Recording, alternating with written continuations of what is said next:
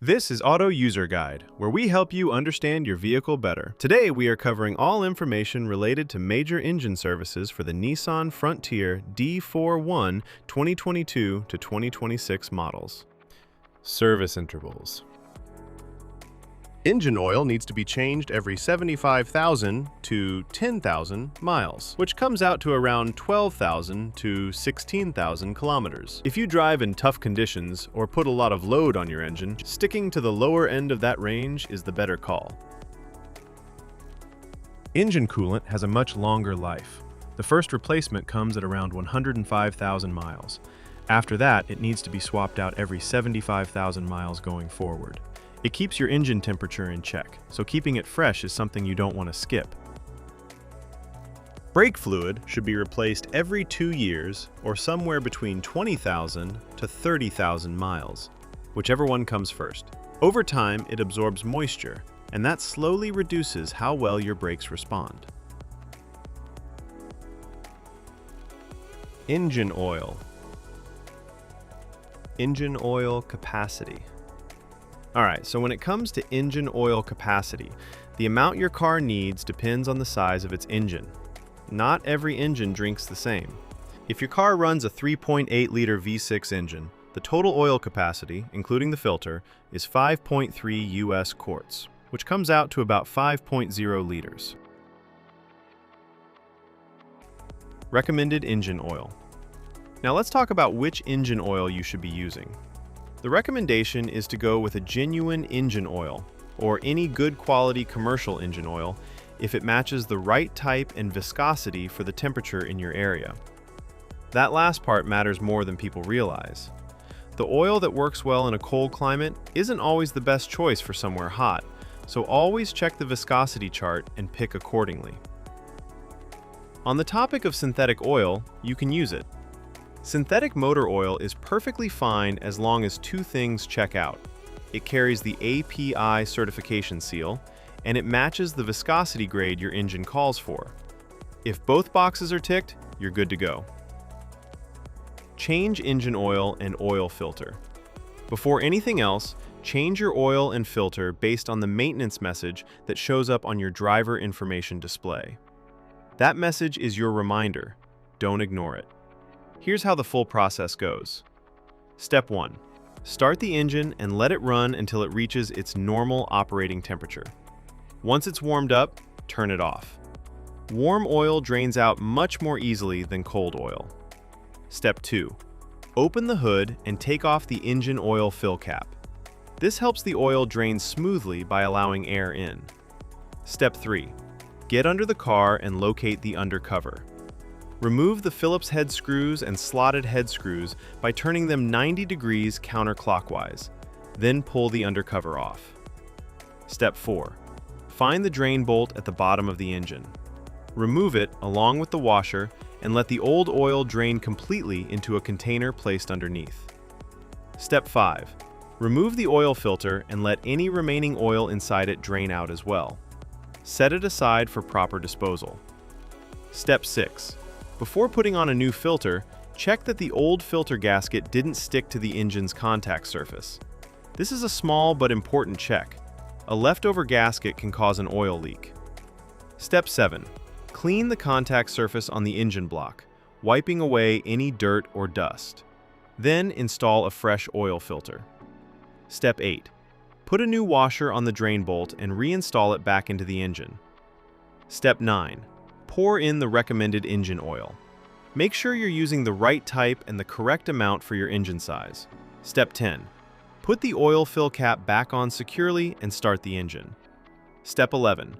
Let the engine run for a few minutes, then get underneath and check around the drain bolt and oil filter for any leaks.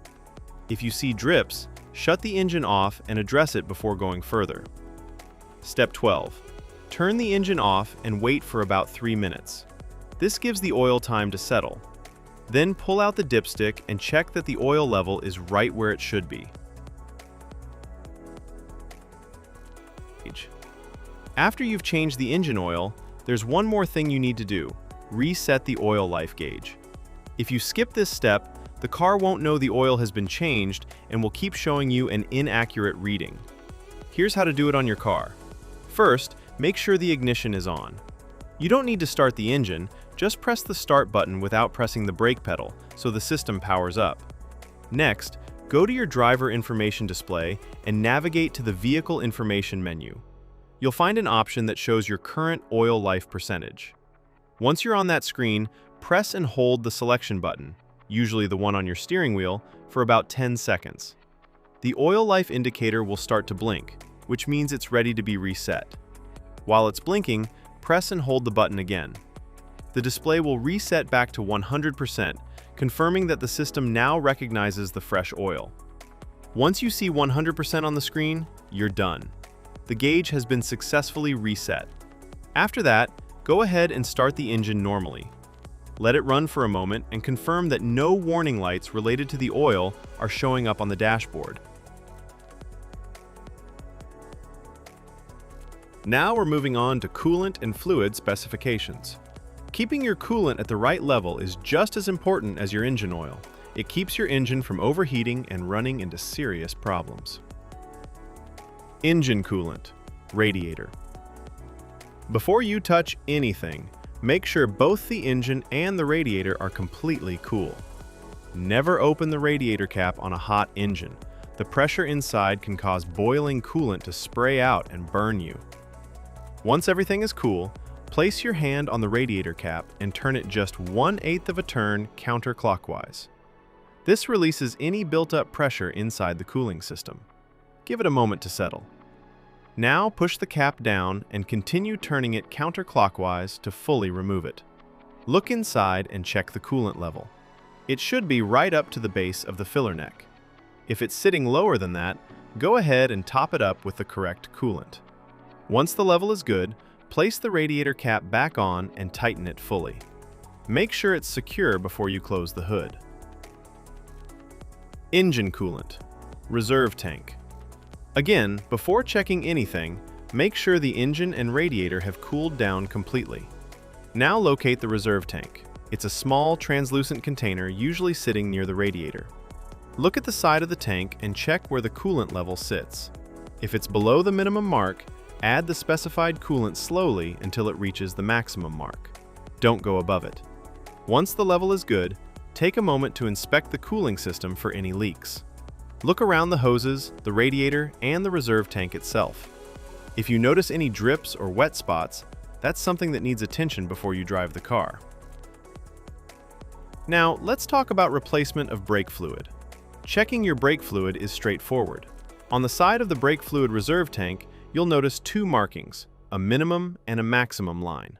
Your fluid level should always be sitting somewhere between those two marks. If the level is at or near the minimum mark, you need to top it up. Don't let it drop below that line. Low brake fluid can affect how your brakes respond, and that's not something you want to find out about while you're driving. At the same time, don't overfill it past the maximum mark either. Just keep it in between and you're in good shape. One thing worth mentioning for those driving a manual transmission model, your brake fluid reserve tank also takes care of the clutch fluid. It's the same tank serving both systems. So, as long as you're keeping the brake fluid level between the minimum and maximum marks like we just discussed, you don't need to check the clutch fluid separately. It's already covered. Tire rotation schedule. Tire rotation is one of those maintenance steps that people often overlook, but it makes a real difference in how long your tires last. Generally, you should be rotating your tires every 5,000 to 10,000 kilometers. If your vehicle manufacturer recommends a different interval, go with that instead.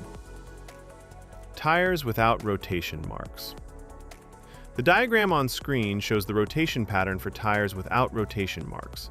These are also called non-directional tires.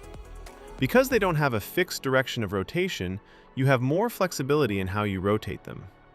In this pattern, the front left tire moves straight back to the rear left position, and the front right tire moves straight back to the rear right position. Then, at the next rotation interval, the rear tires cross over, the rear left moves to the front right, and the rear right moves to the front left. This cross-rotation method spreads the wear more evenly across all four tires, which helps them last longer overall.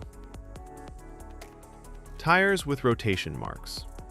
The diagram on screen now shows the pattern for tires with rotation marks, commonly known as directional tires. You'll notice an arrow on the sidewall of these tires, and that arrow tells you which direction the tire is meant to spin. It only works one way. Because of that, you can't cross these tires from one side of the vehicle to the other. The rotation here is simpler. Tires just swap between front and rear on the same side. The front left goes to the rear left comes up to the front left, and the exact same thing happens on the right side. It's a straightforward swap, just without the crossing over that you do with non-directional tires. Now let's talk about the fuel tank capacity. Your fuel tank holds a total of 21.13 US gallons, which is equal to 80 liters. Thanks for watching this video. I really hope it helped you understand things a little better. If you found it useful, give it a like. And if you haven't subscribed yet, hit that subscribe button so you don't miss the next one.